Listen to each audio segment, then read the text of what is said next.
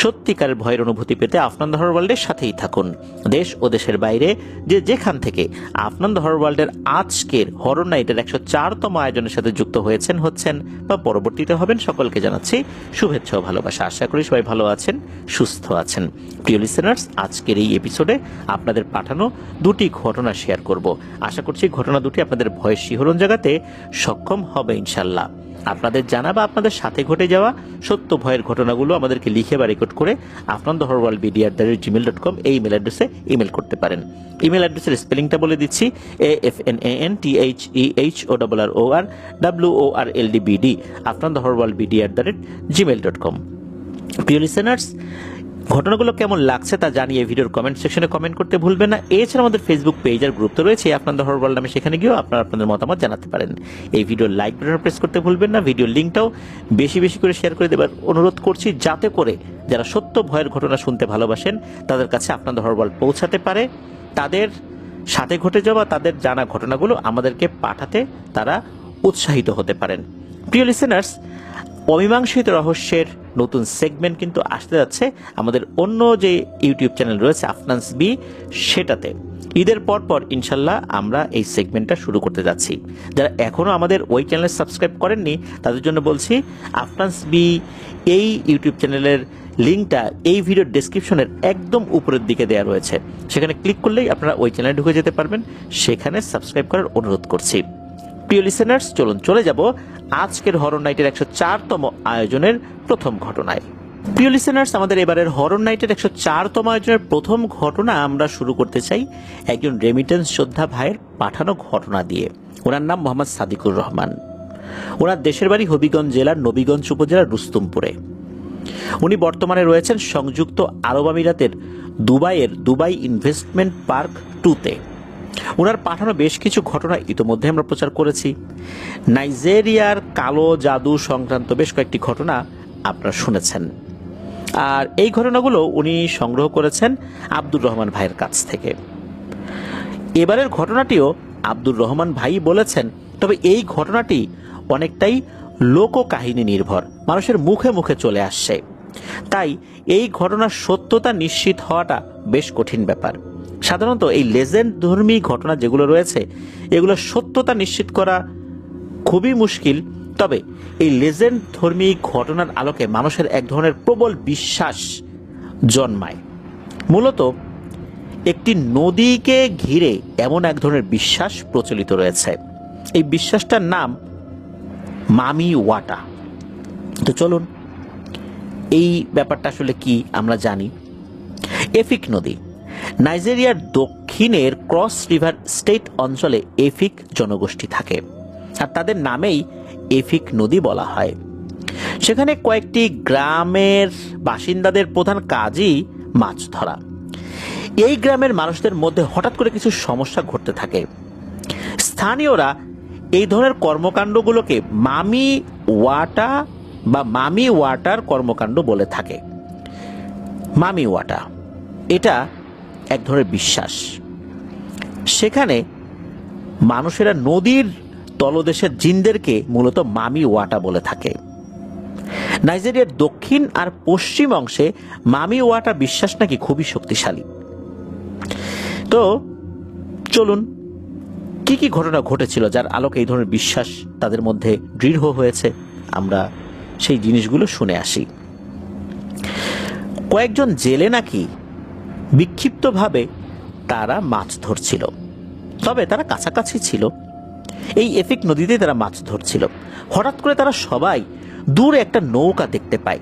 নৌকাটা খুব উজ্জ্বল ছিল। তারা দেখতে পায় ওই নৌকার উপর দাঁড়িয়ে একটা নারী অবয়ব এক মোহনীয় সুরে গান গাইছে। এই সুরে তারা মোহগ্রস্ত হয়ে মাছ ধরা বাদ দিয়ে নৌকা নিয়ে তারা সামনের দিকে এগিয়ে যেতে থাকে। কে কার আগে যাবে একটা প্রতিযোগিতা শুরু হয়ে যায়। একজন একটু দ্রুতই ওই নৌকার কাছাকাছি চলে যায়। যখনই সে নৌকার কাছাকাছি চলে যায় হঠাৎ করেই নৌকাটা অদৃশ্য হয়ে যায়, আর যে সবচেয়ে কাছাকাছি চলে গিয়েছিল দ্রুত নৌকা নিয়ে তার নৌকাটা উল্টে যায়। এই অবস্থা দেখে ভয়ে আশেপাশে যে নৌকাগুলো চলে এসেছিল তারা দ্রুত নৌকা ঘুরিয়ে অন্যদিকে চলে যেতে থাকে। একটা সময় মনে হলো এই ব্যক্তিটা তো বিপদে পড়ে গেছে, তাকে তো উদ্ধার করা প্রয়োজন।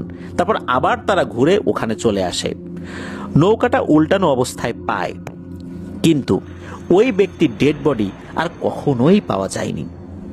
সে এইভাবেই হারিয়ে যায় সবার সামনে থেকেই। এরপরে আর একটা ঘটনায় আসি। গ্রামবাসীরা রাতের বেলা একবার হয় কি নদীর দিক থেকে একটা বাচ্চার কান্নার আওয়াজ শুনতে পায়। কয়েকজন নারী চিন্তা করলো যে আহারে, বাচ্চাটা কান্নাকাটি করছে, বাচ্চাটাকে উদ্ধার করে নিয়ে আসি। তো তারা শিশুটাকে বাঁচাতে এগিয়ে যায়।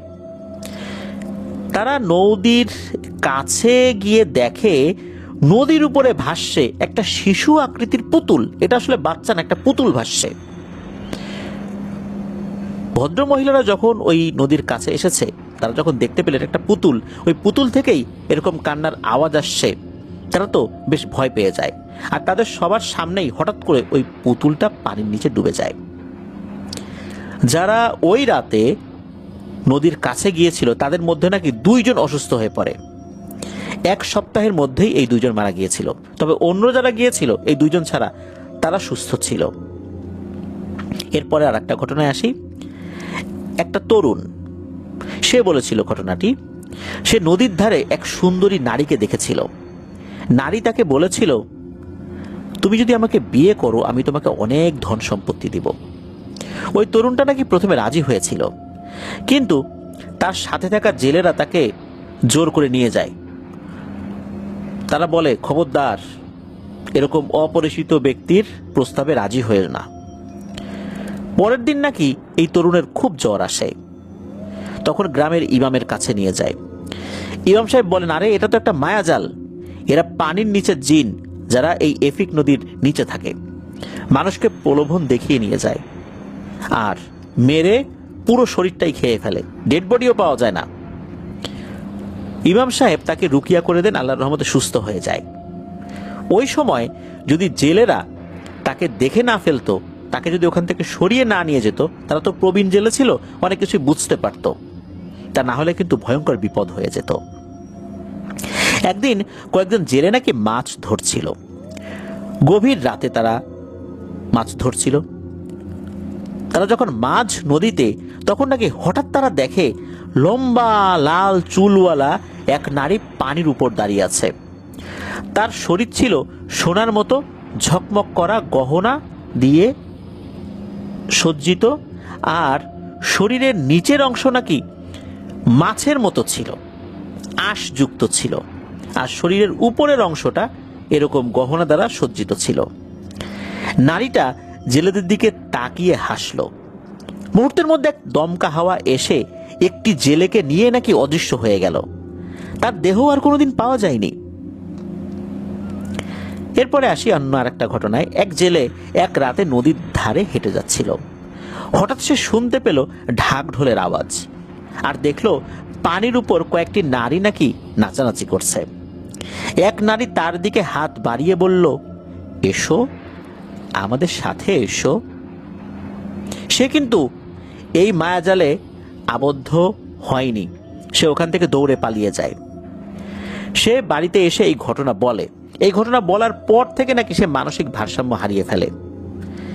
সে এরপর অনেক অসুস্থ হয়ে পড়ে। অসুস্থতার কারণে সে কয়েক মাসের মধ্যে মারাও যায়। তবে মারা যাওয়ার আগ পর্যন্ত নাকি সে পাগলের মতো বলতো, তারা আমাকে ডাকছে, আমি যাচ্ছি, আমি যাচ্ছি। এরপর আর একটা ঘটনায় আসি। এক তরুণী কয়েকদিন ধরে আসলে ভিন্ন রকমের আচরণ করছিল, অস্বাভাবিক আচরণ করছিল। রাতে সে নদীর ধারে চলে যেত আর পানির দিকে তাকিয়ে হাসত। এক রাতে হঠাৎ সে চিৎকার করতে করতে অচেতন হয়ে যায়। তখন সে নিজে থেকেই বলছিল, আমার বিয়ে হয়েছে মামি ওয়াটার সাথে, আমি আর ফিরব না। তারপর কয়েকদিন পর তাকে নদীতে মৃত অবস্থায় পাওয়া যায়। তার আঙ্গুলে ছিল অদ্ভুত নীল রঙের আংটি। এরপরের ঘটনায় আসি। কয়েকজন জেলে নদীর মাঝখানে আটকা পড়ে।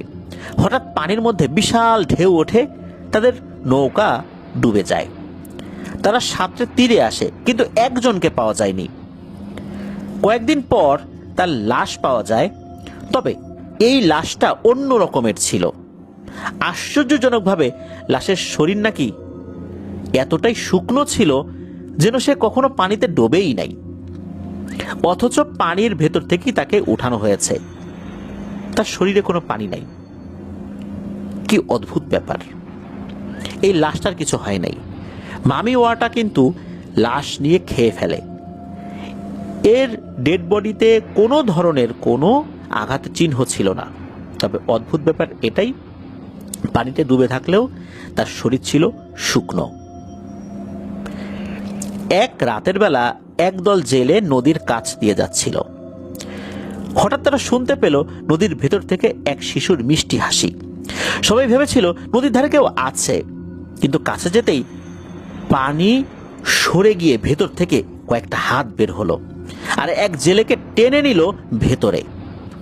তারপর পানি যতটুকু অংশ সরে গিয়েছিল সেটা মিলিয়ে যায়, আর ওই লোকের লাশ আর কখনোই পাওয়া যায়নি। এক জেলে ভোরবেলা নদীতে নৌকা নিয়ে বের হয়েছিল। হঠাৎ সে দেখে নদীর মাঝখানে একটা সাদা ঘোড়া দাঁড়িয়ে আছে। অবাক হয়ে সে কাছে যেতেই ঘোড়াটা ধীরে ধীরে পানির নিচে মিলিয়ে যায়। সে ফিরে এসে এই ঘটনা অন্যান্য জেলে ভাইদের কাছে বলে। কয়েকদিন পর নাকি এই জেলেটা উধাও হয়ে যায়।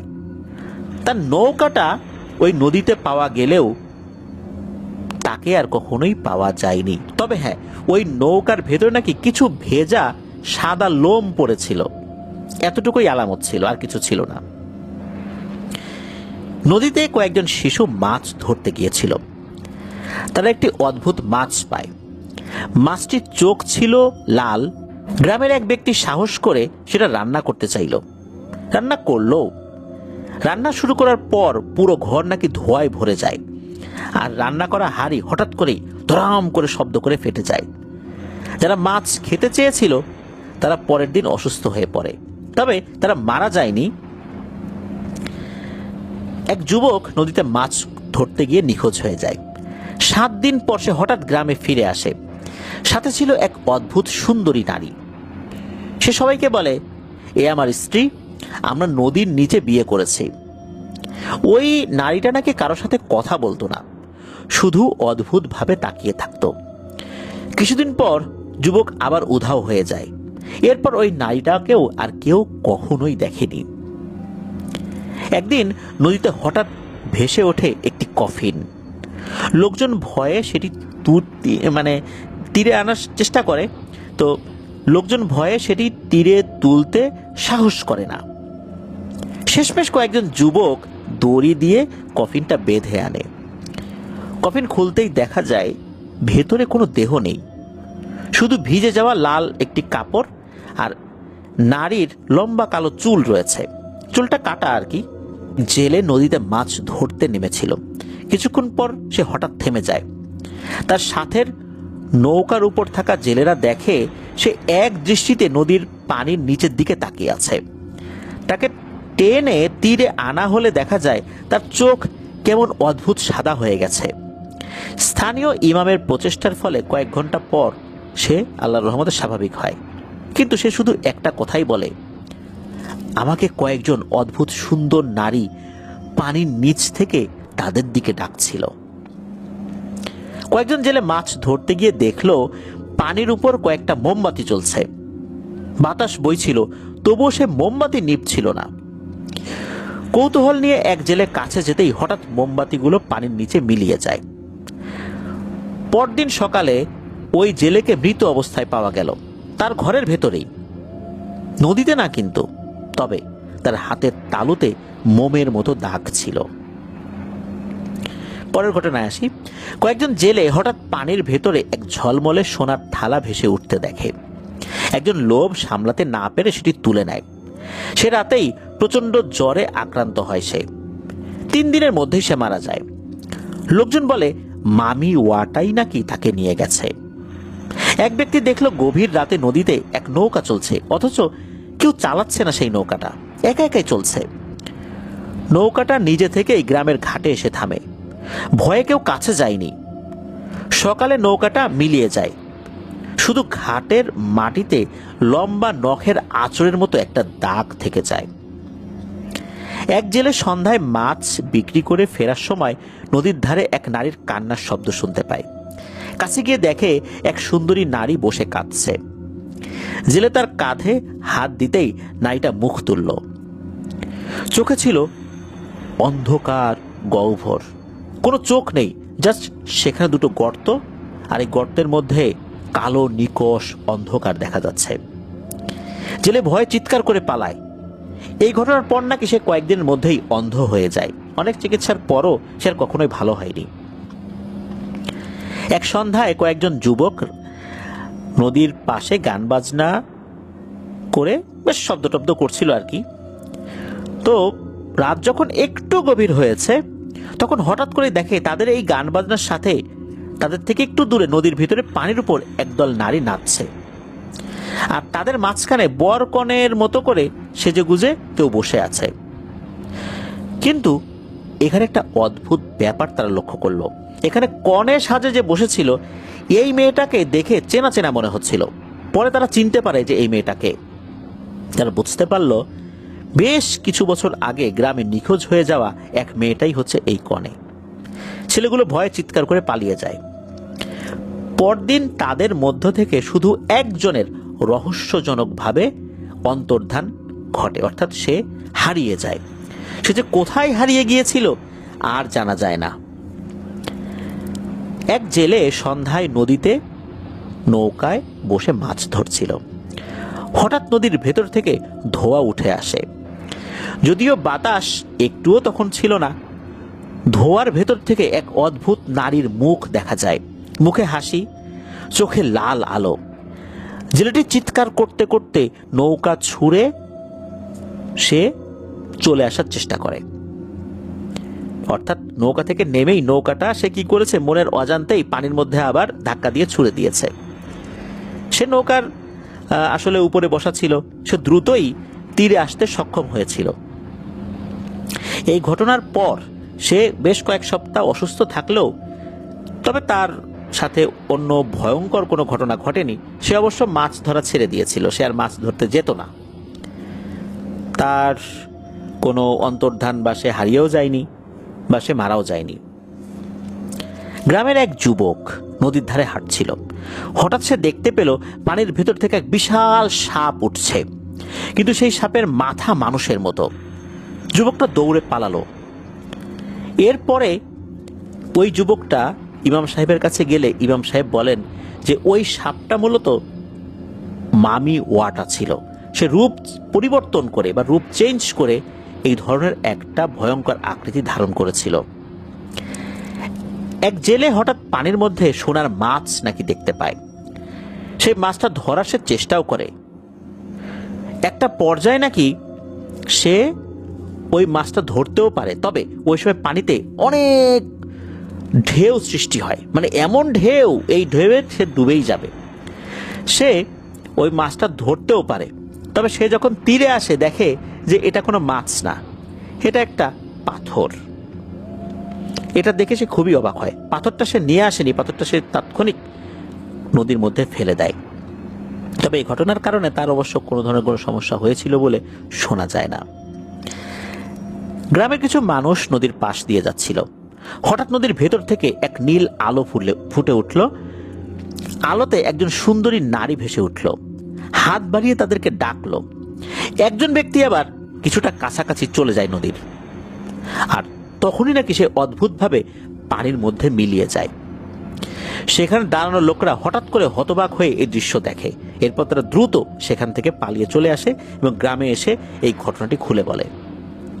এই যে এই সমস্ত ঘটনাগুলো প্রিয় লিসেনার্স বললাম, এটা কিন্তু অনেক দিনের ব্যবধানে যে ঘটেছে বিষয়টা এরকম না।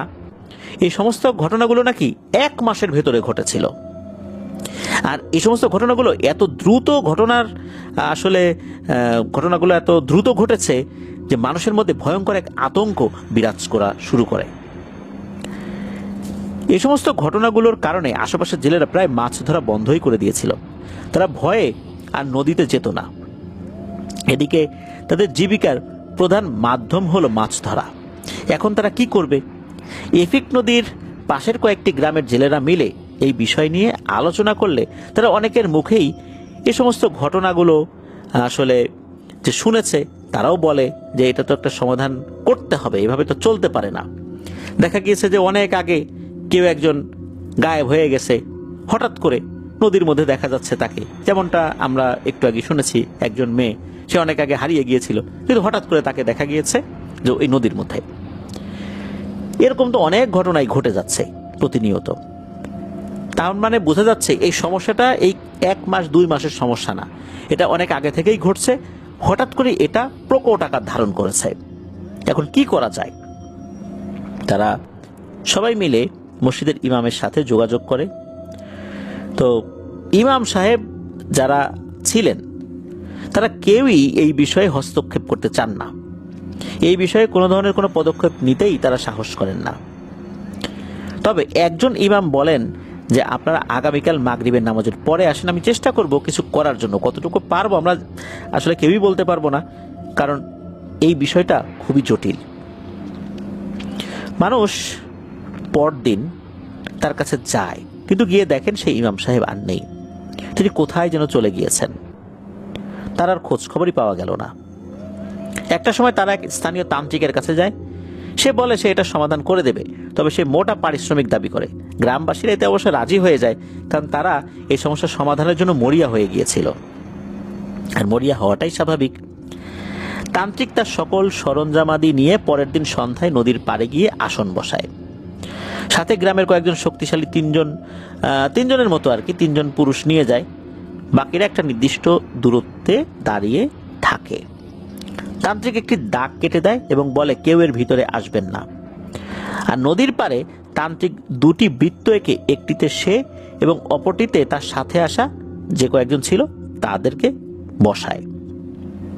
তার সামনে 2টি গর্ত করে, একটাতে কয়েকটি পশুর তাজা রক্ত, অপরটিতে আগুন জ্বালিয়ে সে তার মন্ত্র পাঠ করতে থাকে।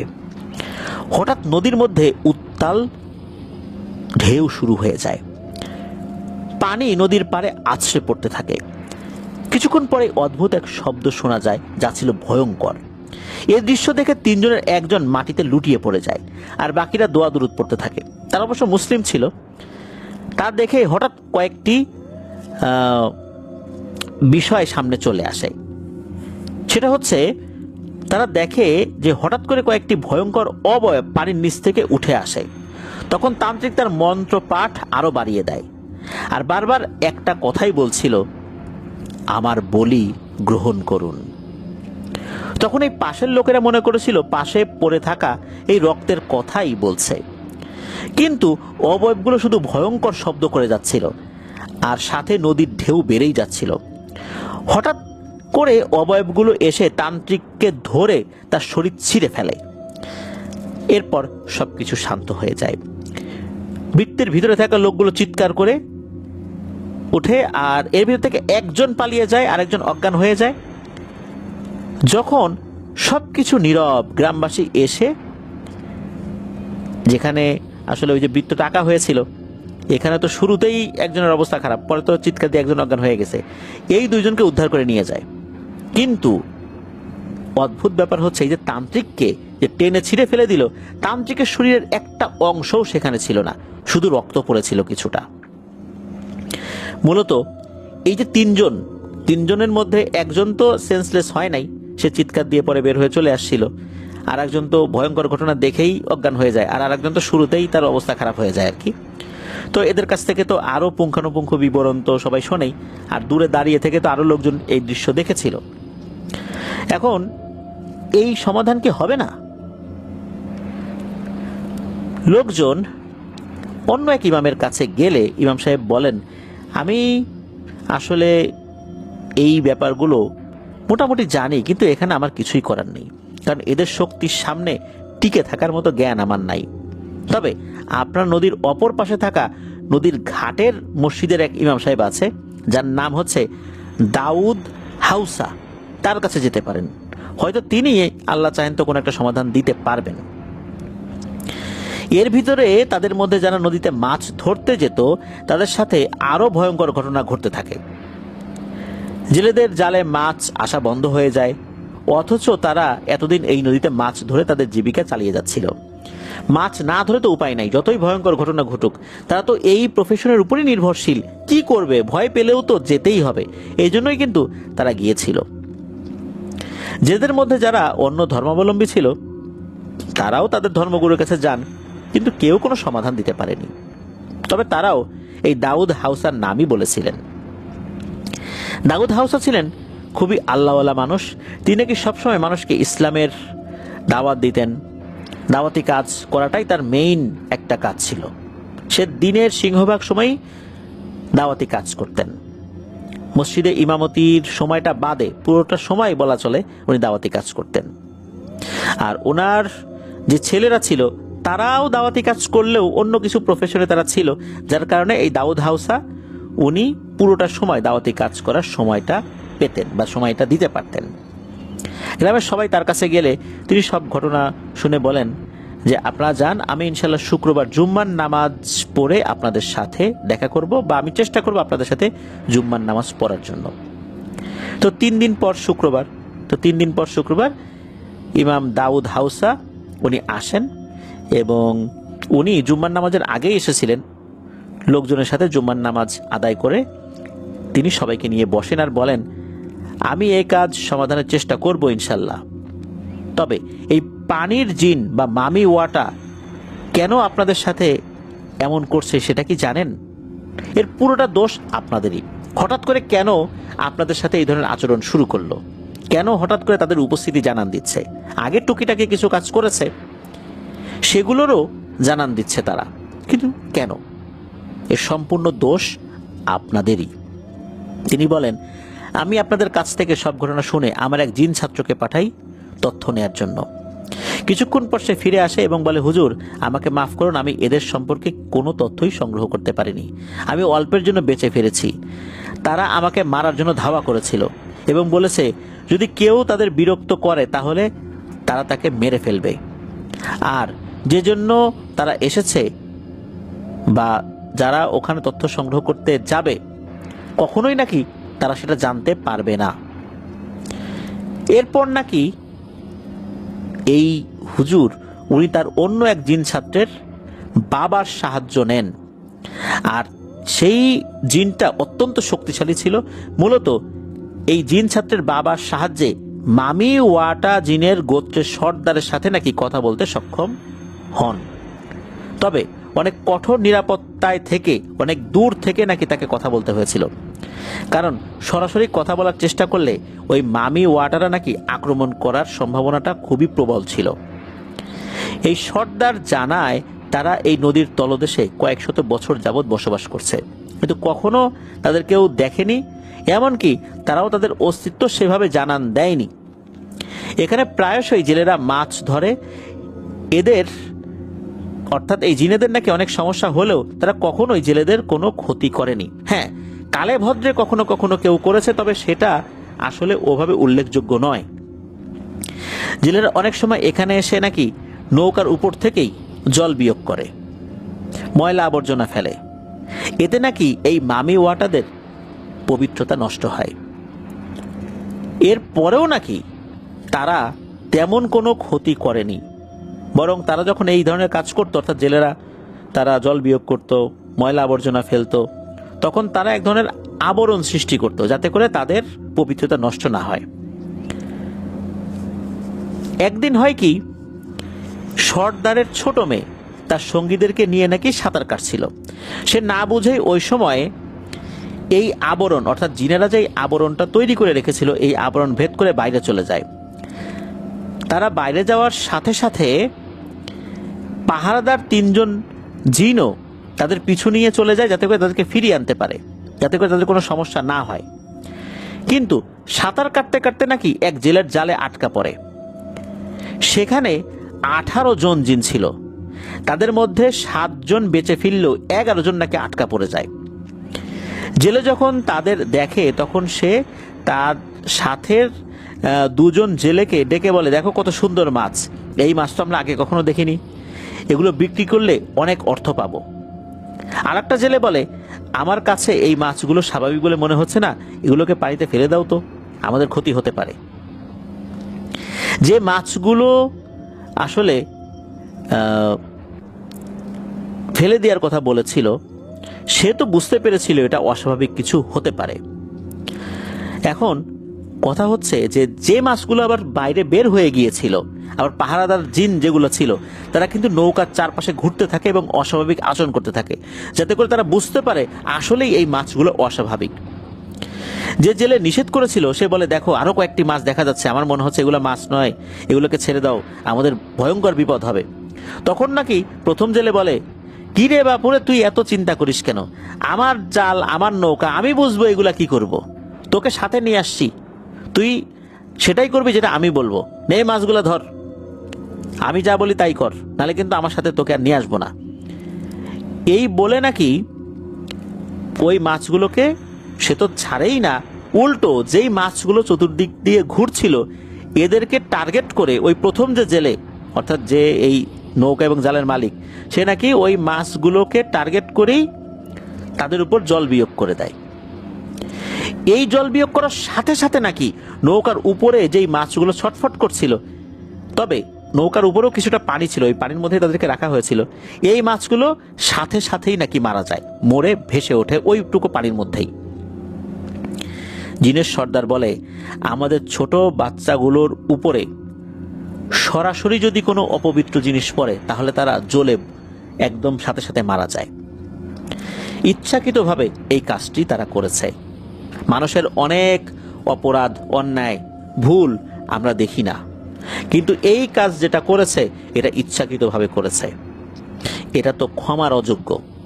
ইচ্ছাকৃতভাবে তারা করেছে, এটা তো ভুলও না, ভুল হলে না হয় আমরা ক্ষমা করে দিতাম, কিন্তু যে কাজ ইচ্ছাকৃত করেছে এটা অন্যায়, এর শাস্তি তো পেতেই হবে। তখন জিনের সর্দার বলে যে এই ধরনের নিচু কাজ যারা করে এরা এবং এদের গোত্র বা এরা যে সমাজে বসবাস করে সবাই এই অপরাধের অপরাধী, সুতরাং সবাইকে এর শাস্তি পেতে হবে। আর এভাবে পানিতে কি জল বিয়োগ করা উচিত? এটা কি ধর্ম শিক্ষা দেয়? নিশ্চয়ই না। সুতরাং এদেরকে তো আমি মেরেছি, এদেরকে যে কি নির্মমভাবে মেরেছি তা কল্পনাতেও কেউ আনতে পারবে না। এদের একজনকে আমি পাগল করেছি, তারপরে মেরেছি। একজনের খাবারের সময় মাছের কাঁটা গলায় আটকে দিয়ে ছটফট করতে করতে মেরেছি, আর একজনকে ধরে নিয়ে আমার কাছে নিয়ে মেরেছি। তবে একজনকে কিছুই করিনি, যে এই মাছগুলো ধরতে নিষেধ করেছিল। ইমাম সাহেব বলেন যে আসলে এই যে যেই ঘটনাগুলো ঘটছে এটা তো আসলে তাদের অন্যায়ের কারণেই হচ্ছে। এই ধরনের দুষ্টু জেলেরা এই পরিণতির জন্য দায়ী। এরপর ইমাম সাহেব আরো বলেন যে ওই জিন সর্দার নাকি আরো বলেছে যে আমি হয়তোবা তাদের একটা সময় ক্ষমা করে দিতাম, কিন্তু এই ধরনের অন্যায় তারা বারবার করছে, তাহলে কিভাবে আমি ক্ষমা করব? আমাকে ধরার জন্য, আমাদেরকে হারানোর জন্য এক কালো জাদুকর তান্ত্রিককে নিয়ে আসছে এখানে। সে রক্ত এবং বলি দিয়ে আমাদেরকে বশ করতে চেয়েছিল। এমনকি সে গ্রামের 3 জন পুরুষ যারা বিয়ে করেছে, এখনো তাদের সন্তানাদি হয় নাই, তাদেরকে এখানে নিয়ে আসছে। এরা তো জানেও না যে এদেরকে কি কারণে নিয়ে আসছে। এদেরকে নিয়ে আসছে বলি হিসাবে, যাতে করে আমরা এই 3 জনকে বলি হিসাবে গ্রহণ করি। এটা কি ঠিক করেছে? এরা তো বুঝতেও পারে নাই যে কোন ধরনের দুষ্টু লোকের খপ্পরে পড়েছে। আমাদেরকে বশ করে এই 3 জন মানুষকে বলি দিয়ে সে তার স্বার্থ হাসিল করত। আমরা তো এই টাইপের কাজ করি না, আমরা ওই তান্ত্রিককেই মেরে ফেলেছি, ওর শরীরটাই নিশ্চিহ্ন করে দিয়েছি। আর এই জেলেদের মধ্যে অনেকেই অনেক লোভী, সুতরাং এরা আর কখনোই এখানে মাছ ধরতে পারবে না। এতদিন যাবৎ যা কিছু ঘটেছে, যত মায়াজাল আমরা সৃষ্টি করেছি, যত হত্যাকাণ্ড ঘটিয়েছি, এটা আমরা পরিকল্পিতভাবেই করেছি। সুতরাং আমরা আমাদের পরিকল্পনায় অটল থাকব। এখানে আমরা আর কাউকে মাছ ধরতে দেব না। অনেক হয়েছে, অনেক সহ্য করছি, আর না। এরকমটাই নাকি ওই সর্দার বলে দিয়েছিলেন। এরপরেও আসলে ইমাম সাহেব বলেন যে চিন্তা করবেন না, একটা সমাধানের চেষ্টা আমি করব। একটা আশার আলো নাকি ওই জিন ছাত্রের বাবা, যিনি ওই মামি ওয়াটার গোত্রের সর্দারের সাথে কথা বলেছিলেন, তিনি বলেছিলেন যে একটা উপায় আছে, উনি চেষ্টা করবেন। তো ইমাম সাহেব এটাও বলেন যে আপনারা খুব বড় ভুল করেছেন, সেটা হচ্ছে ওই যে তান্ত্রিক, ওই তান্ত্রিকের কাছে গিয়ে। এই তান্ত্রিক ছিল এক কালো জাদুকর। আপনাদের কাছ থেকে সবকিছু শুনে বুঝতে পারে যদি এই জিনদেরকে বশে নিয়ে আসা যায় তাহলে সে অনেক কাজ করাতে পারবে, অনেক অসাধ্য সাধন করতে পারবে। তাই সে এই ধরনের একটা ধান্দাবাজির আশ্রয় নিয়েছিল। যাই হোক, জিন ছাত্রের বাবা কিছু পরামর্শ দেন ইমাম সাহেবকে। সেই কথা অনুযায়ী মাগরিবের নামাজ আদায় করে এই গ্রামবাসীদেরকে নিয়ে হুজুর নদীর তীরে নিয়ে যাবেন বলে জানান। যখন মাগরিবের আজান হলো তখন ইমাম সাহেব নামাজ আদায় করে তাদেরকে নিয়ে নদীর তীরে যান। তখন তারা সবাই দেখতে পায় নদীর তীরে খুব সুন্দর আরো একজন হুজুর বসে আছেন। তার চেহারায় উজ্জ্বলতা ছিল অনেক। তিনি স্বাভাবিক মানুষের থেকে লম্বা, কিন্তু চেহারা মানুষের মতোই। ইমাম সাহেব সালাম দিলেন। তিনি সালামের উত্তর দিয়ে বললেন, আমি আপনাদের জন্যই অপেক্ষা করছি। এখানে ইমাম সাহেব এবং আপনাদের মধ্যে যারা যারা গ্রাম প্রধান বা নেতা, তারা বাদে সবাই ফিরে যান। এখানের কাজ শেষ করে ইমাম সাহেব আপনাদের সাথেই যাবেন ইনশাল্লাহ।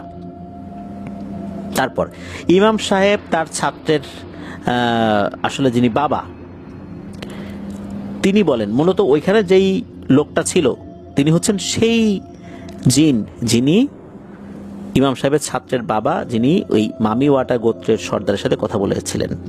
তো উনি বলেন যে আমি জিন সর্দারের সাথে কথা বলেছি, তাকে অনেক কষ্টে আমাদের গোত্রের প্রবীণ দুইজন জিন সর্দারের মাধ্যমে এই কথায় রাজি করিয়েছি যে একটা তো না, কয়েকটা শর্তের বিনিময়ে যে তারা একটা চুক্তি করতে রাজি হয়েছেন।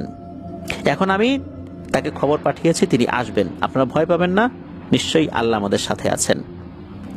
কিছুক্ষণের মধ্যে হঠাৎ নদীর উপর ঝড় শুরু হয়ে গেল। মনে হচ্ছিল নদীর বুক চিরে কেউ বের হয়ে আসতে চাইছে। ধীরে ধীরে এক ঠান্ডা হাওয়া বইতে লাগলো এবং এক অবয়ব পানির উপরে উঠে আসলো, যার পুরো শরীর ছিল মাছের আঁশ দিয়ে ঢাকা, তবে মাথাটা ছিল মানুষের আকৃতির মতো। তবে এই অবয়বটি ছিল বিশাল দেহী। জিনটি এসেই বলল, আমি আমার জীবনে প্রথম কোনো মানুষের সাথে চুক্তি করছি। ইমাম সাহেব তখন খুব অবাকই হলেন তার কথা শুনে, যে এরা আসলে সচরাচর মানুষের সাথে দেখা করতে চায় না। ইমাম সাহেবকে বললেন, হুজুর, আপনার সম্পর্কে আমি খোঁজ খবর নিয়েছি, আপনি সম্মানী মানুষ। আপনার সাথে কিন্তু আমার গোত্রের কোনো জিন কোনো বেয়াদবি করেনি। আর আপনি যাদের মাধ্যমে আমার সাথে কথা বলেছেন, আমি তাদের কথারও কিন্তু বাইরে যাই নাই, তাদেরকে আমি খুবই সম্মান করি, ভালোবাসি। এসেছি চুক্তি করার জন্য। তখন ইমাম সাহেব বললেন, আমিও আপনার ভালো দিকগুলো জেনেছি। আপনাদের সাথে যা হয়েছে তার জন্য আসলেই আমরা ক্ষমা প্রার্থী। এখন বলুন, এদের বিষয়ে আপনার সিদ্ধান্ত কি? জিন সর্দার বলেন, আমার কিছু শর্ত আছে, যদি তারা তা মানতে পারে তাহলে তারা নদীতে মাছ ধরতে পারবে। শর্তগুলো হলো, তারা সব জায়গায় মাছ ধরতে পারবে, কিন্তু একটি নির্দিষ্ট জায়গা এটা দেখিয়ে দেন, এই জায়গায় তারা যেন না যায়। আর কোনোভাবেই পানিতে জল বিয়োগ করা যাবে না, কোনো নাপাকি ফেলা যাবে না, আর অপবিত্র অবস্থায় মাছ ধরতে যাওয়া যাবে না। রাতের শেষ ভাগে তারা মাছ ধরতে পারবে না। এরকম কয়েকটি শর্ত বলে দেয়। তখন ইমাম সাহেব বলেন, মানুষ মাত্রই ভুল করে, যদি কখনো ভুলবশত কেউ এই ধরনের কাজ করেও ফেলে তাহলে আপনি তাদের কোনো ক্ষতি করেন না। তখন জিন বলে, ক্ষতি করব, এই শর্তের বাইরে কোনো কাজ হবে না। নৌকার ভেতরে তাদের জল বিয়োগের জন্য এমন ব্যবস্থা করতে হবে যাতে করে এই জিনিসগুলো পানিতে না পড়ে। আর হ্যাঁ, আমাদের ক্ষতি না হলে আমরা কিছুই করব না, এই শর্ত মানতেই হবে। এর বাইরে আমি আর কোনো কথা শুনতে রাজি নই। আমি তাদের আগের কর্মকাণ্ডের জন্য তাদের সবাইকে ক্ষমা করে দিয়েছি। আমার মেয়ের এবং অন্যদেরকে হত্যা করার জন্য আমি তাদেরকে ক্ষমা করে দিয়েছি। আর আমি নিজেও অনেকগুলো হত্যাকাণ্ড করেছি প্রতিশোধ হিসাবে। সুতরাং আমরা একে অন্যকে মাফ করে দিব, এটাই আমি চাই। তারাও যেন আমাদেরকে মাফ করে দেয়, আমিও তাদেরকে মাফ করে দিলাম। ইমাম সাহেব তখন তাকে বললেন যে ঠিক আছে, আমি তাদেরকে এই বিষয়টা বলি। তখন ইমাম সাহেব ঘাড় ঘুরিয়ে বলেন, আপনারা কি এই শর্তগুলোতে রাজি? তখন সবাই বললেন, হ্যাঁ আমরা রাজি।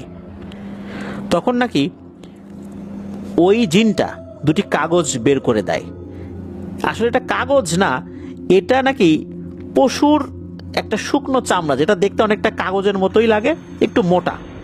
এতে আরবি ভাষায় কিছু কথা লেখা ছিল, অর্থাৎ এই যে চুক্তি, সেখানে ওই জিনটা নাকি আগেই স্বাক্ষর করে রেখেছিল, স্বাক্ষরটা দেখা যাচ্ছিল। আর এই দুইটা তখন ওই ব্যক্তিদের কাছে দিয়ে দেয়।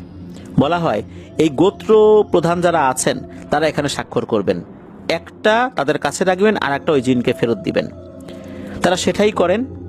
সেটা করার পর জিন একটা চুক্তিপত্র নিয়ে আবার পানির নিচে নাকি মিলিয়ে যায়। তবে ওই যে চুক্তিপত্রটা, এই চুক্তিপত্রটা কার কাছে থাকবে? এখানে তো অনেকগুলো গোত্র প্রধান আছে। আসলে এই চুক্তিপত্রটা ইমাম সাহেবকে ওই জিন দিতে বলে গিয়েছিলেন, যেটা ইমাম সাহেবের কাছে রেখে দিতে। এরপর নাকি সবকিছু স্বাভাবিক হয়ে যায়। পরদিন থেকেই আগের মতোই সবাই নদীতে মাছ ধরতে শুরু করে। তবে যেই জায়গাটা আসলে বলে দেওয়া হয়েছিল এই জায়গাটাতে কেউ যাবে না, এই জায়গায় কেউ যায় না। এখনো যারা মাছ ধরে তারা ওই এরিয়ার ভেতরে যায় না। মূলত এই জায়গাটা হলো নদীর একপাশে জঙ্গলের কিনারে।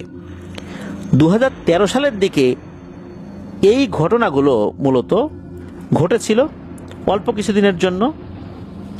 আর পূর্বে কিছু কিছু ঘটনা ঘটেছিল, কেউ হয়তো অদৃশ্য হয়ে গিয়েছে, এটা বিক্ষিপ্ত ঘটনা ছিল। এটা আসলে ওরকম ধারাবাহিকভাবে যে ঘটেছে বিষয়টা এরকম না। যারা বিরক্ত করেছে কোনো কারণে, হয়তোবা যেই মেয়েটা অদৃশ্য হয়ে গিয়েছিল সে নিজের অজান্তেই এমন কিছু করেছিল যার কারণে তাকে নিয়ে গেছে। তবে এটা বিক্ষিপ্ত ঘটনা ছিল, খুব এক্সট্রিম লেভেলের যদি কেউ বিরক্ত না করে, তাছাড়া নাকি তাকে নিত না। কিন্তু হঠাৎ করেই ওই জিন সর্দারের মেয়ে সহ তাদের আরও সঙ্গী সাথীদেরকে হত্যা করার কারণে ক্ষিপ্ত হয়ে তারা ধারাবাহিকভাবে এইরকম ভয়ঙ্কর উপদ্রব শুরু করেছিল, ভয়ঙ্কর হত্যাযজ্ঞ চালিয়েছিল। তো এটাই ছিল ঘটনা। আর মূলত এখন পর্যন্ত এই চুক্তি সবাই মেনে চলার চেষ্টা করে। যদি কেউ ভুলবশত কোনো কাজ করে ফেলে, তাদের ওরকম বড় ধরনের ক্ষয়ক্ষতি না হলেও কিছুটা সমস্যা তাদের হয়, এখনো হয়। এমনটাই জানিয়েছেন আমাদেরকে আব্দুর রহমান ভাই, যার কাছ থেকে ঘটনা সংগ্রহ করেছেন সাদিকুর রহমান ভাই। প্রিয় লিসেনার্স, ঘটনার প্রথম অংশ বা আমরা এই ঘটনাটি যেটা বললাম, এটা শুরুতেই বলেছি, এটা অনেকটা লোককথার মতো, একটা লেজেন্ডের মতো। এই ধরনের ঘটনাগুলো অনেকটা লেজেন্ডের মতোই হয়ে থাকে। তবে পানির নিচের জিন, এটা কিন্তু আমাদের দেশেও অনেক এরকম ঘটনা রয়েছে। তবে ওইখানে নাইজেরিয়ার এই জায়গাগুলোতে এটাকে মামি ওয়াটা বলে থাকে, অর্থাৎ এদেরকে জল দেবতা বলে বা মৎস্যকন্যা বলে, এরকম ভাবে তাদেরকে অভিহিত করা হয়ে থাকে। সেখানে তো অনেক নদী রয়েছে, সেখানে বিভিন্ন জায়গায় এরকম মামি ওয়াটার রয়েছে। তো এরকম একটা জায়গায় এই ধরনের ঘটনা ঘটেছিল বলে জানা যায়। প্রিয় লিসেনার্স, এটি ছিল ঘটনা। ধন্যবাদ জানাচ্ছি সাদিকুর রহমান ভাইকে। প্রিয় লিসেনার্স, চলে যাব আমাদের এবারের হরর নাইটের 104তম আয়োজনের দ্বিতীয় এবং শেষ ঘটনায়।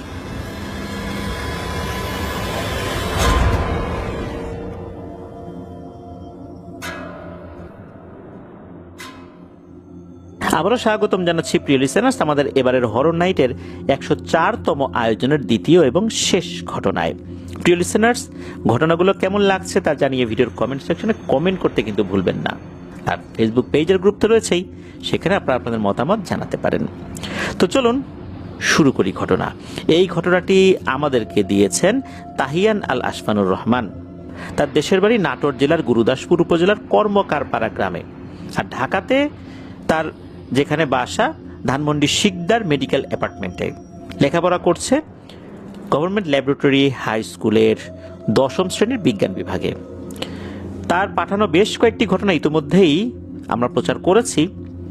তার অধিকাংশ ঘটনাগুলো বাঁধন ভাইয়ের কাছ থেকে সংগ্রহ করেছেন।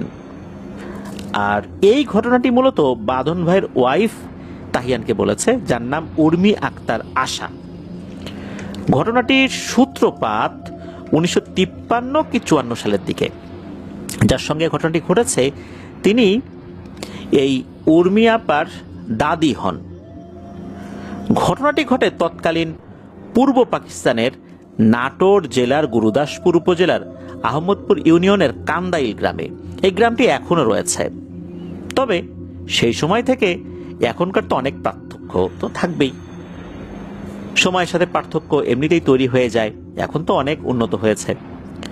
জমিদারি প্রথা বাতিল হয়ে যাবার আগে এই উর্মি আপার দাদা ছিলেন একজন জমিদার। তবে তিনি বেশি দিন জমিদারি আসলে করতে পারেননি। দেশ ভাগের কয়েক বছর পর তিনি বাবার কাছ থেকে জমিদারি পান। জমিদারি প্রথার উচ্ছেদ হয় 1951 সালে। তিনি মাত্র বছর দেড়েকের মতো জমিদারি করেছিলেন। দাদা বিয়ে করেন 1953 সালে। তখন দাদার বয়স 25 বা তার আশেপাশে হবে। ঘটনাটির সূত্রপাত ঘটে মূলত 1954 সালের দিকে। তখন দাদার স্ত্রী জানতে পারেন যে তার মা হবার ক্ষমতা নেই। অর্থাৎ শুদ্ধ বাংলায় বলতে গেলে উনি ছিলেন বন্ধ্যা। এখন বিপত্তিটা বাধে এখানেই। এই যে বিশাল সহায় সম্পত্তি কে দেখবে, এমনটা ভেবেই দিন কাটছিল সবার। এদিকে দাদার মা বাবা আত্মীয় স্বজনেরা যে যেভাবে পারে দাদির সামনে পেছনে কানাঘুষা করতে শুরু করে। দাদা দাদিকে অনেক ভালোবাসতেন। তিনি কোনোভাবেই আর একটা বিয়ে করতে চাচ্ছিলেন না, কিন্তু পরিবার থেকে তাকে এতটাই চাপ দেওয়া হয় যে তিনি আর একটা বিয়ে করতে বাধ্যই হন। 1955 সালের শেষ শুক্রবারে দাদা নতুন বউকে বাড়িতে নিয়ে আসেন। তখন ছিল কনকনে শীত। ধীরে ধীরে সকলের নয়নমণি হয়ে ওঠেন ছোট দাদি। দুই স্ত্রীকে নিয়ে দাদার জীবন বেশ ভালোই কাটছিল। ছোট দাদি মানুষটা খুব ভালো ছিলেন। তিনি বড় দাদিকে নিজের বোনের মতোই দেখতেন। কখনো তাদের মধ্যে ঝগড়াঝাটি হয়েছে এমনটা শোনা যায় না। অনেক সময় একে অপরকে খাইয়েও দিতেন তারা। এছাড়া সুযোগ পেলে একসঙ্গে ঘুরতে বের হওয়া ছিল তাদের নিত্যদিনের অভ্যাস। সবাই তাদের মধ্যে এরকম সুসম্পর্ক দেখে কিছুটা অবাকই হতো। সবকিছু ভালোই চলছিল। এভাবেই কেটে গেল বেশ কিছুদিন। হঠাৎ একদিন ঘরে আনন্দের রোল পড়ে গেল। ছোট দাদি সন্তান সম্ভবা হয়েছেন। দাদা বাজার থেকে মিষ্টি কিনে সারা গ্রামে মিষ্টি বিতরণ করেন। ছোট দাদি তো আগের মতোই সকলের মধ্যমণি ছিলেন, কিন্তু সন্তান সম্ভবা হওয়ার পর যেন এই বিষয়টা আরো বেড়ে গেল। সব আলোচনার কেন্দ্রবিন্দুতে থাকতো ছোট দাদি। সন্তান ছেলে চাও নাকি মেয়ে? সন্তানকে কি বানাতে চাও? সন্তানকে এটা বানিও, সন্তানকে ওটা বানিও, এটা করো না যেন ওটা করবে। এই জাতীয় আলোচনা বাড়িতে সারাক্ষণের জন্য স্থায়ী হতে শুরু করে। বড় দাদিও খুবই খুশি। নিজের সন্তান না হোক, নিজের স্বামীর সন্তান তো। এভাবেই সান্ত্বনা উনি নিজেই নিজেকে দিতেন। তবে তিনি পরিবারের সদস্যদের বলে দেন যে এ সন্তানের মা ছোট দাদি শুধু একা নন, তিনি নিজেও এই সন্তানের মা। পরিবারের সকলেরই বড় দাদির কথা ভেবে মন খারাপ হয়ে যায়, কিন্তু তবুও তারা এ ভেবে খুশি হন যে বড় দাদি তো খুশিতে আছেন, তাতেই হবে। এভাবেই হাসি আনন্দের মধ্য দিয়ে দিনগুলো কেটে যেতে থাকে। সময়ও ঘনিয়ে আসতে থাকে শিশুটির ভূমিষ্ঠ হবার। ছোট দাদির শরীর যখন সম্পূর্ণ ভারী হয়ে যায় তখন ছোট দাদিকে গোসল করানোর দায়িত্ব নেন বড় দাদি। আর একজন কাজের লোকও ছিল সাথে। বাড়ির পেছনের দিকে ব্যক্তিগত পুকুরে মহিলারা গোসল করতেন। একদিন দুপুরবেলা হন্তদন্ত হয়ে কাজের মেয়েটা পুকুর থেকে ছুটে আসে এবং জানায় পানিতে ছোট দাদিকে টেনে নিয়েছিল এবং তাকে বাঁচাতে গিয়ে বড় দাদিও ডুবে গেছেন। সকলে হন্তদন্ত হয়ে ছুটে যায় পুকুরের কাছে এবং যা দেখে তা দেখার জন্য আসলে কেউই প্রস্তুত ছিল না। তারা দেখল চিত হয়ে ছোট দাদি শুয়ে আছে আর তার পাশে উপুর হয়ে বড় দাদি পড়ে আছেন। তাদের দুজনকেই স্থানীয় চিকিৎসালয়ে নিয়ে যাওয়া হলো। কর্তব্যরত চিকিৎসক ছোট দাদিকে মৃত ঘোষণা করেন। বড় দাদিকে চিকিৎসকরা বাঁচিয়ে তুলতে আল্লাহর রহমতে সক্ষম হন এবং দাদি বলেন এক ভয়ঙ্কর ঘটনা।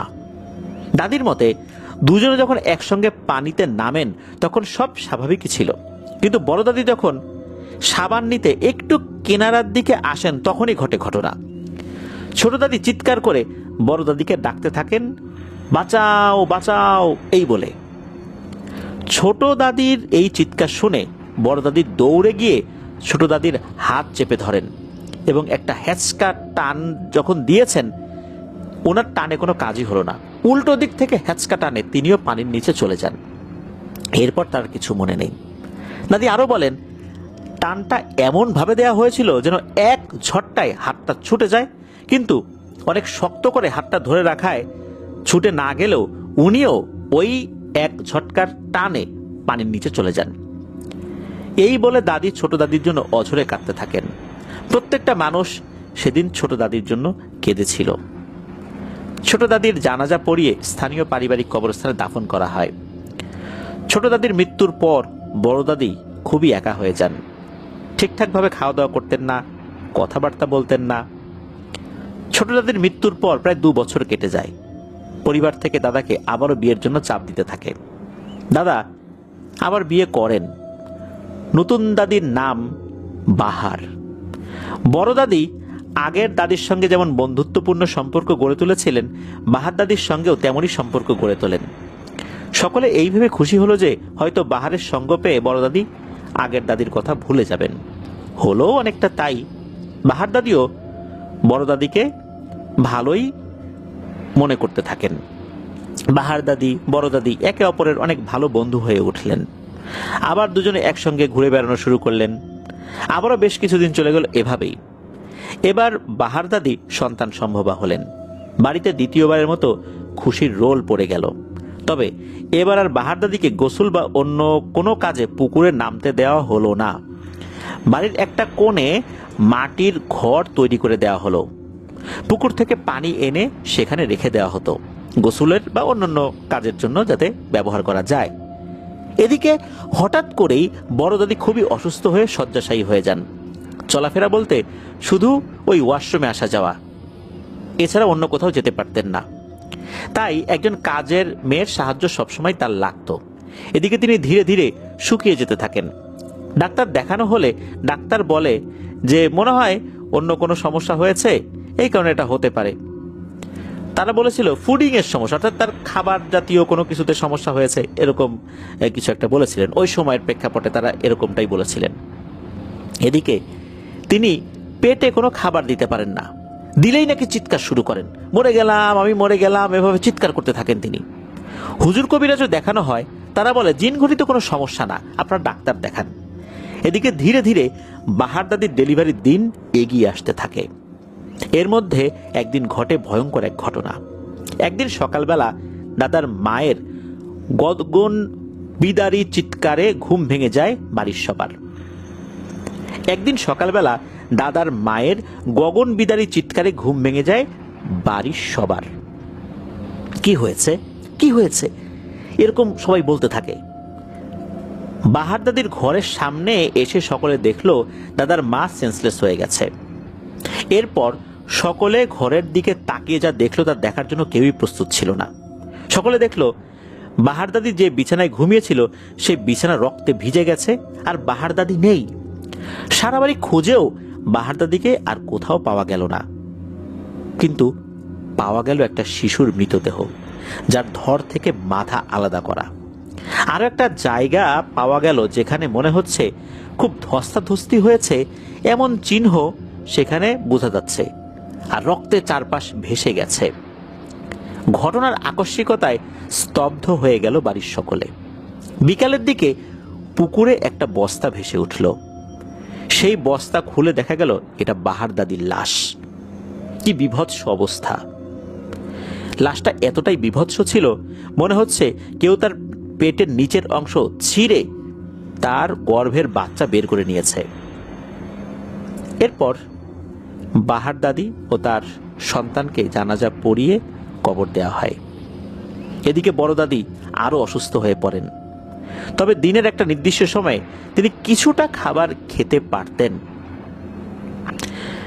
এবার দাদা এই উর্মি আপুর আপন দাদিকে বিয়ে করেন।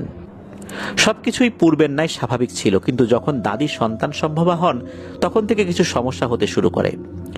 এবার সম্পূর্ণ পরিবার দাদির উপর নজর রাখতে শুরু করে। কোনো সময় দাদিকে একা ছাড়া হয় না, কিন্তু দাদি অদ্ভুত কিছু স্বপ্ন এর মধ্যে দেখতে শুরু করলেন। এত কিছুর মধ্য দিয়েও রাতের বেলা ঘুমালে তিনি দেখতেন কালো একটা অবয়ব এসে তাকে বলছে, তোর ওই বাচ্চা আমি নিয়ে যাবই, আটকাতে পারলে আটকা। এরপর নাকি দাদির ঘুম ভেঙে যেত, তিনি চিৎকার করে উঠতেন। দাদির সন্তান সম্ভবা হওয়ার পর থেকে কয়েকজন মিলে প্রতি রাতে দাদিকে পাহারা দিত। এভাবে বেশ কিছুদিন একই স্বপ্ন দেখার পর দাদিকে একজন ভালো হুজুর দেখানো হয়। তিনি তার অনুগত জিনের সাহায্য নিয়ে বেশ কিছু তথ্য সংগ্রহ করেন, যে তথ্যগুলো আগে কেউই দিতে পারেনি। দাদার পরিবারকে যা বলেন, দাদার পরিবার এটা শোনার পর রীতিমতো তাজ্জব হয়ে যান, ভীতও হয়ে যান। হুজুর বলেন, দাদির বাচ্চাকে মেরে ফেলার জন্য দাদির উপর বান মারা হয়েছে। এই বানটি মেরেছে দাদির খুবই কাছের একজন। হুজুর আল্লাহর রহমতে এই বানটা শরিয়াসম্মতভাবে কাটাতে সক্ষম হন। এরপর তিনি দাদিকে সন্তান ভূমিষ্ঠ হওয়ার আগ পর্যন্ত কিছু কাজ করতে বলে দেন, যেমন 5 ওয়াক্ত নামাজ পড়া, আমিষ জাতীয় খাবার তুলনামূলক কম খাওয়া। খাবার খেতে হবে, সন্তানের পুষ্টির জন্য সেটা খেতে হবে, কিন্তু তুলনামূলক কম খেতে হবে। সন্ধ্যা এবং ভর দুপুরে বাইরে বের হওয়া যাবে না, ইত্যাদি ইত্যাদি, এরকম বেশ কিছু নিয়মকানুন বলে দিয়েছিলেন। হুজুর বলেন, তিনি বানটা ঘুরিয়ে দিয়েছেন, অর্থাৎ যে বানটা মেরেছে তার উপরই এর প্রভাব পড়বে। হুজুরের কথা মতো দাদি সব কাজগুলো ভালোভাবে করতে থাকেন। আলহামদুলিল্লাহ, এরপর উর্মি আপার বাবার জন্ম হয়। এরপর বাড়িতে আনন্দের রোল পড়ে যায়। কিন্তু একদিন ঘটে এক ভয়ঙ্কর ঘটনা। যে কাজের মেয়েটা বড় দাদি আর ওই যে প্রথম যে দাদি পুকুরে ডুবে মারা গিয়েছিল, তাদের দুজনকে উপরে তুলে এনেছিল এবং বাড়িতে খবর দিয়েছিল, সে একদিন প্রচন্ড রকমের ভয় পেয়ে চিৎকার করে ঘুম থেকে ওঠে। আমাদের বাংলাদেশের প্রেক্ষাপটে দেখা যায় যে খাওয়া পড়ার বিনিময়ে বাড়িতে কাজকর্ম করিয়ে নেওয়া হয়, এমন কিছু লোকজন পাওয়া যায়। তো এরা সার্বক্ষণিকই থাকে আর কি। ওই মেয়েটা এরকম একজন ছিল যে ওই বাড়িতে খাওয়া পড়ার বিনিময়ে এইভাবেই কাজ করত। তাই সে তো এই বাড়িতেই থাকতো। তাই তার চিৎকার শুনে কয়েকজন ছুটে যায় তার ঘরে। সে ভয়ঙ্কর এক অদ্ভুত ঘটনার আসলে বর্ণনা দেয়। ওই ঘরের আশেপাশে ছিল যারা, তারা খুব দ্রুতই কিন্তু প্রবেশ করেছিল। তারা দেখলো কালচে একটা ছায়ামূর্তি ঘরের জানালা দিয়ে বের হয়ে গেল। ঘটনা কিন্তু দিনের বেলায় ঘটেছে, রাতের বেলা যে ঘটেছে বিষয়টা এরকম না। দিনের বেলা অনেক সময় কাজকর্ম করে বিশ্রাম নেয় অনেকে, সে ওরকম বিশ্রাম নিচ্ছিল, ঘুমাচ্ছিল। তো যারা বাইরে থেকে এসেছে তারা তো এই ধরনের ঘটনার মুখোমুখি হলোই কিছুটা, তারাও এটা সাক্ষী হলো। সকলে দেখলো মেয়েটা মেঝেতে শুয়ে ছটফট করছে।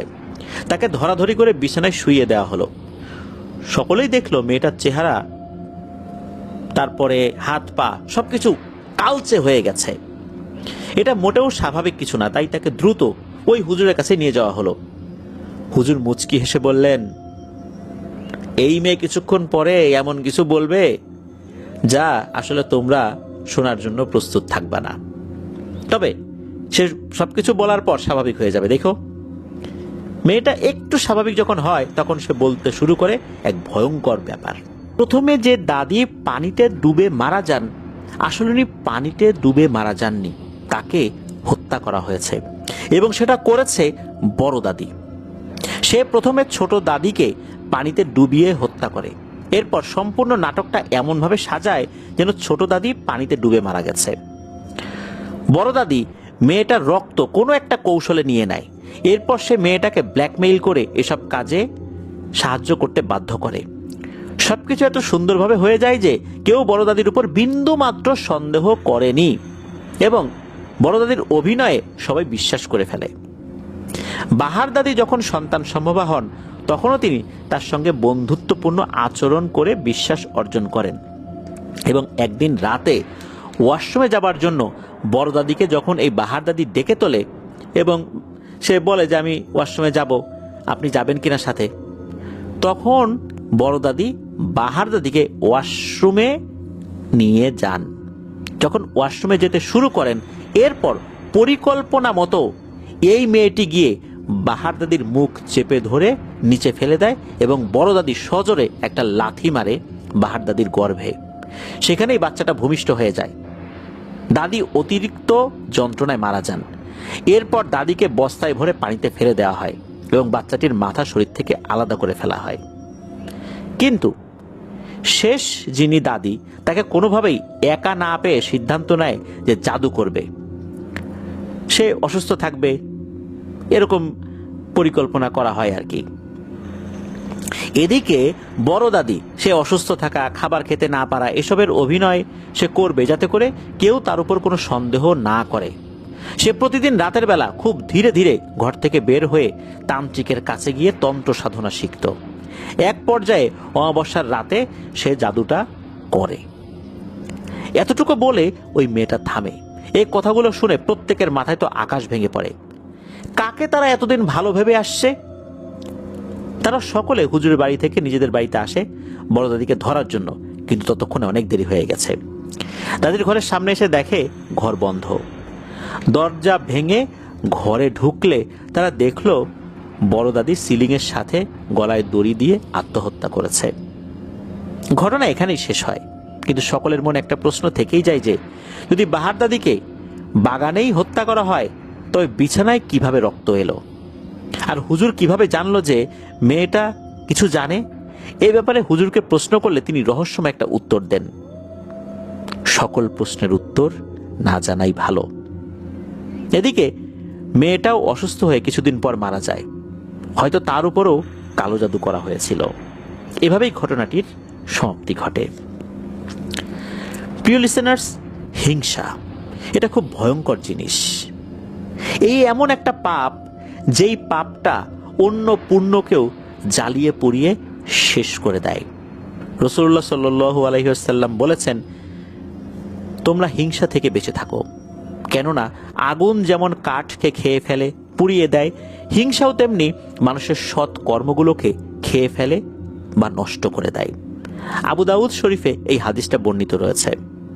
সূরা ফালাকের ৫ নং আয়াতেও কিন্তু হিংসা সম্পর্কে বলা হয়েছে, আর হিংসুকের অনিষ্ট থেকে পানাহ চাই যখন সে হিংসা করে। প্রিয় লিসেনার্স, হিংসার বশবর্তী হয়ে বড় দাদি এমন কাজ করেছিলেন, আসলে এটা ক্ষমার অযোগ্য। উনি শেষ পর্যন্ত আত্মহত্যা করলেন। কয়েকটি জীবন উনি কিভাবে ধ্বংস করে দিলেন, কিভাবে নাটকটা সাজালেন। আসলেই হিংসা ভয়ঙ্কর ক্ষতিকারক একটা জিনিস। কেউ যদি ক্রমাগত একজনের উপর হিংসা করতে থাকে, এই হিংসার একটা প্রভাব তার উপর খুব বাজেভাবেও পড়ে। যার